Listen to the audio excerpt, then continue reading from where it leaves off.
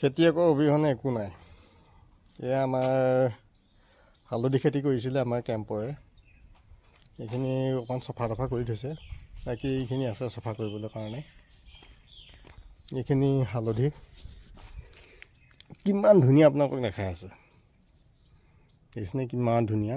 এইটো খালী পেটত বোলে গাখীৰ, কেঁচা গাখীৰৰ লগত খুন্দি পেলাই খালে বোলে লিভাৰৰ কাৰণে ভাল বুলি কয় মানুহে। আৰু খালী পেটত বোলে গাখীৰ আৰু হালধি, কেঁচা হালধিৰ ৰস খাব লাগে, স্বাস্থ্যৰ কাৰণেও ভাল। এইখিনি আমাৰ ইয়াতে খেতি কৰা আৰু অলপ আছে আপোনাৰ উঠাবৰ কাৰণে।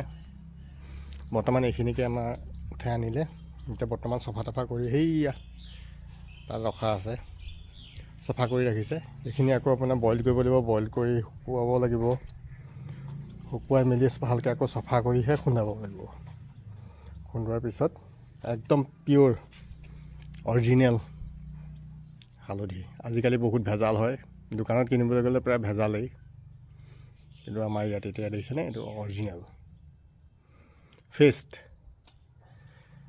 এইবোৰ খেতি যদি খেতিয়কে নকৰে তেতিয়াহ'লে আমাৰতো চেচেই আৰু।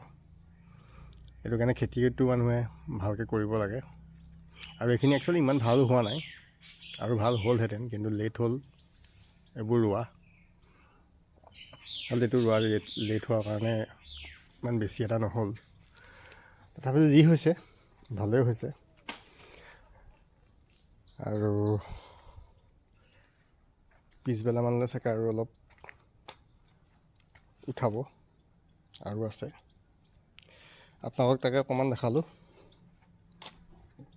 কেনেকুৱা দেখিছে জনাব। Bye bye.